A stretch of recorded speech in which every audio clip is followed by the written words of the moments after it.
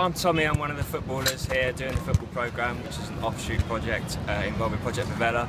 And I think one of the most challenging things for me so far has just been trying to keep fit in order to keep going, doing this twice a day, meeting up with all these guys here. And although it's been a real challenge to keep fit and to keep active, the fact is the rewards are really starting to show now, because we've got kids overlapping with the Project Favela and the offshoot project doing the football. We've got kids starting to go from here down to the after school club and vice versa. So that's been really inspirational in itself as well.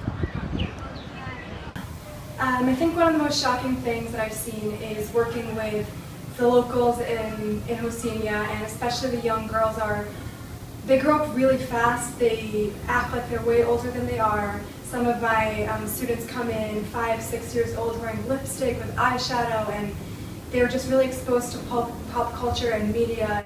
Something that's really shocking is that sometimes we'll have students come into our English classes who can't read or write in Portuguese, their own language, and they're coming to learn another language.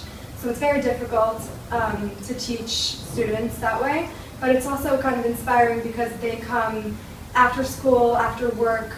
Even if they don't go to school, they'll come to these night classes when it's not mandatory. They don't have to be there. They're doing it because they want to learn, they want to embed their lives, and they know that English will allow them to achieve other opportunities. And I think that's really inspiring, teaching people who want to be there, who come because they have no purpose to, but just because they want to learn. Well, aside from the very touristy things to do, such as Secrets Redeemer, Sugarloaf, on the weekends I love to go to the beach. One of my favorite beaches here is Baja Beach. Another favorite is Praia da Joaquinga, so beautiful. And I find them to be much less crowded than Ipanema or Copacabana, which are also really nice, but they tend to be very crowded. So on nights, we like to go out in Leblon sometimes for dinner when we want to spend a bit more money. We also know this great sushi restaurant right here in Hostinja. Another bar we also love to go to is called Alto Vidigal. It's at the tippy top of another favela. We take moto taxis all the way up. The ride is a bit scary, but it's really fun and it has a gorgeous view. You can see all of Ipanema. It's wonderful up there. It's also a hostel, so there's a lot of other foreigners there as well. On Friday and Saturday nights, we often go to Lapa, which is another neighborhood near downtown Rio. It's really fun. The bars are always flooded with people out in the streets, dancing and drinking. And it's also pretty inexpensive there as well. There are also so many hikes to do here in Rio. Some of my roommates the other weekend, at 3:30 in the morning, they hiked all the way up Goicermãos, 2 brothers, and they said it was a fantastic sunrise. They loved it. So you must be wondering, how do we get around?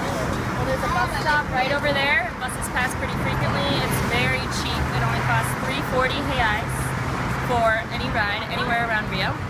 And then right down there is a taxi stop. Taxis line up, and you can go anywhere you want, really. Being a volunteer is really challenging, but like all challenges, at the end there's a reward. And Project Favela really has both of those aspects. It can be really tough when you first come and you're still trying to figure out, how do I teach? How do I get these kids to respect me, to listen to me? It can be really challenging when you hear about a hard home life, or when you realize that you have to share a tiny apartment with a lot of people. But it can also be really rewarding when you get to the point and the kids come in every day and they hug you, or you see the kid who is struggling with his times tables blow through the first 10 problems you put on the board, or when you Skype someone from back home and realize you can't go 10 seconds without telling a story about one of your new friends at the project.